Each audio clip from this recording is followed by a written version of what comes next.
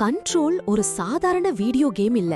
இது ஒரு மனதை குழப்ப வைக்கும், அதே நேரத்தில் கவர்ச்சிகரமான பயம், மர்மம் மற்றும் உளவியல் சிக்கல்கள் நிறைந்த ஒரு பயணம்தான். ஜெஸ்ஸி ஃபேடன் என்பவள்தான் நம்ம கதையின் நடுவில் இருப்பவள். ஆனா உண்மையான ஹீரோவா இருப்பது தி ஓல்டஸ்ட் ஹவுஸ் என்னும் அந்த பைத்தியக்கார கட்டிடம்தான். அது ஒரு சுவாரஸ்யமான தனி உயிராகவே உணரப்படுகிறது. ஜெஸ்ஸி தன்னோட தம்பி டிலினை தேடி 17 வருடங்களுக்கு பிறகு federal bureau of control (FBC) எப்படியாவது அடையணும் என முடிவெடுத்து அந்த மர்மமான ஓல்டஸ்ட் ஹவுஸ்க்கு வர்றாள்.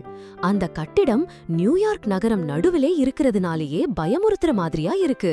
ப்ரூட்டலிஸ்ட் ஸ்டைல் கட்டுமானம், வெளி உலகத்துக்கு மறைந்த, காணாமல் போகும் ஒரு திகில் நிறைந்த இடம். அந்த இடத்தை அவளால் கண்டுபிடிக்க முடியுது பொலாரிஸ் என்பதிலிருந்து கிடைக்கிற ஒரு மறுவிண்ணுயிர் உதவியாலதான். பொலாரிஸ் எப்போதும் ஜெஸ்ஸிக்குள்ள இருந்து பேசும், தன்னிடம் வழிகாட்டும் ஒரு சக்தி. ஜெஸ்ஸி முதலில் எதிர்கொள்ற விஷயம் FBC டைரக்டர் ட்ரெஞ்ச் இறந்து கிடப்பது மற்றும் அவன் சர்வீஸ் வெப்பனை எடுத்து ஜெஸ்ஸி டைரக்டராக புது பதவி எடுக்கிறதுதான். அந்த கையெழுத்தாக ஜெஸ்ஸி ஒரு மாறுபட்ட ரியல்ம்லெஸ் ஸ்பேஸான ஆஸ்ட்ரல் பிளேனுக்கு அழைத்துச் செல்லப்பட்டாள். அங்கே தி போர்ட் எனப்படும் ஒரு மர்மமான இன்வெர்டட் பிளாக் பிரமிட் ரூபத்தில் உள்ள சக்தியை அவளோட சந்திக்கிறது. அது ஜெஸ்ஸியை டைரக்டராக நியமிக்குது. இந்த சர்வீஸ் வெப்பன் ஒரே ஒரு கட்டுப்பாட்டுள்ள ஆவணமாய் இல்ல, இது ஒரு ஆப்ஜெக்ட் ஆஃப் பவர். இதன் மூலம் ஜெஸ்ஸிக்கு ஒரு கெட்டிக்காரி டைரக்டராக சைக்கிக் பவர்ஸ் கிடைக்கிறது. அதுக்கப்புறம் விஷயம் கொஞ்சம் பயங்கரமா மாறுது. ஹிஸ் என்னும் ஒரு ரெசனன்ஸ் பாதிக்கப்பட்ட உயிரில்லா சக்தி பியூரோவிலே பரவி நிறைய ஆட்களையும் கட்டிடங்களையும் மாறிக்கிட்டு இருக்கு. ஹிஸ் என்பது பொலாரிஸ் மாதிரி டைமென்ஷனல் என்டிட்டி தான், ஆனா இது கோபம், அழிவு மற்றும் பைத்தியக்காரத்தனம் தாங்கியதா இருக்கு. ஹிஸ் பாதிக்கப்பட்ட ஆட்கள் எல்லாம் மிதப்பது போலவும், என்னமோ மந்திரம் போல் வார்த்தைகள் பேசுவது போலவும், சில நேரம் அழிக்கும் மிருகங்களா மாறுறாங்க. இதில் மட்டும் ஒரே ஒருவர் பாதிக்கப்படாம இருக்கிறாரு, அஹ்தி, அந்த ஜானிட்டர். நம்ம ஜெஸ்ஸி பொலாரிஸ் உதவியோடு ஹிஸ் பாதிப்பு இல்லாத கண்ட்ரோல் பாயிண்ட்ஸை ஒவ்வொன்றாக கண்டுபிடித்து சுத்தம் செய்கிறாள்.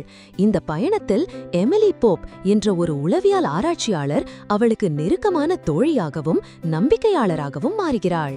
எமிலி ஜெஸ்ஸிக்கு பெரும் உதவியாளராக இருக்கிறாள். அவர்கள் ஆப்ஜெக்ட்ஸ் ஆஃப் பவரை கண்டுபிடிக்கிறார்கள்.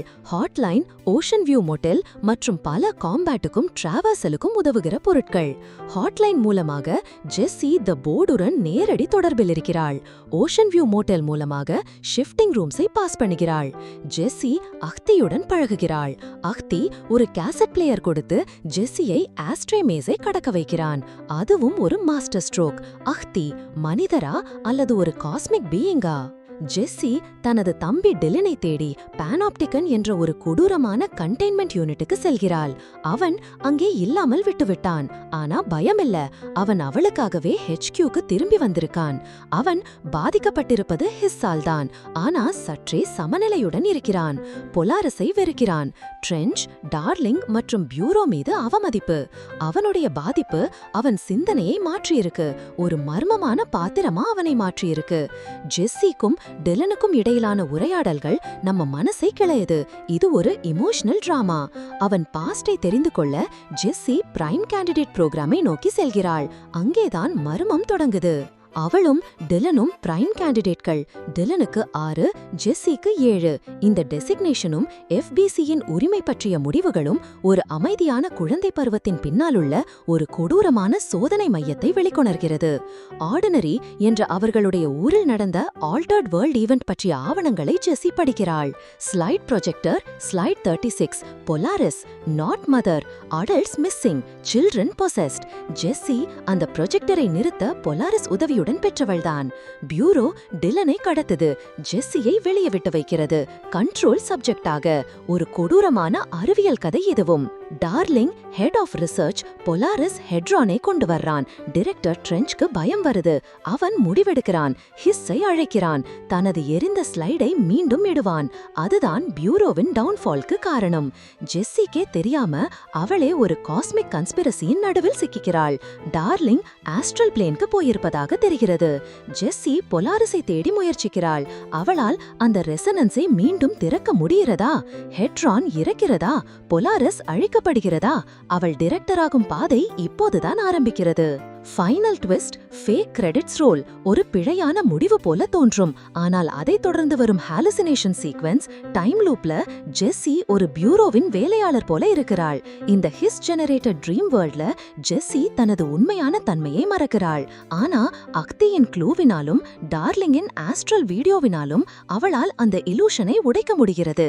பொலாரிஸை மீண்டும் ஓஷன் வியூ மோட்டல்ல கண்டுபிடிக்கிறாள். ஜெஸ்ஸி தான் புதிய ரெசனன்ஸ் பாயிண்ட். பொலாரிஸ் மூலமாக ஜெஸ்ஸிக்கு புதிய சக்தி கிடைக்கிறது. இந்த சக்தியோட ஸ்லைட் ப்ரொஜெக்டரை மூடுகிறாள். ஹிஸ்ஸை கடந்து டிலனை கிளென்ஸ் செய்கிறாள். அதிர்ஷ்டவசமாக பொலாரிஸின் இன்ஃப்ளூயன்ஸால டிலன் உயிரோட இருக்கான். கோமாவிலானா உயிரோட. இதுவே கண்ட்ரோல். ஒரு சினிமாட்டிக் சஸ்பென்ஸ். ஒரு ரியாலிட்டிக்கும் ட்ரீமுக்கும் நடுவே நடக்கும் பைத்தியக்கார உளவியல் பயணம். இந்த நீண்ட பயணத்தில் கேமருக்கு கிடைப்பது பதில்கள் இல்ல, கேள்விகள்தான். ஆனா அந்த கேள்விகள்தான் மர்மம், suspense, haunting nostalgia, cosmic scale thread. இதையெல்லாம் உன்னோட மனதிலே பெர்மனண்டா எம்பெட் பண்ணும். ஜெஸ்ஸி ஃபேடன் ஒரு ஹீரோவா இல்ல காஸ்மிக் பானா? பொலாரிஸ் ஒரு கடவுளா இல்ல ஒரு மேனிபுலேட்டிங் ஃபோர்ஸா? அக்தி யார்? டார்லிங் இறந்தாரா? ட்ரென்ச் மன்னிக்கப்பட வேண்டுமா? ஹிஸ் வெறும் வாய்ஸ் ஆடியோ மட்டுமா? இவையெல்லாம் நீங்க முடிவெடுக்க வேண்டியதுதான்.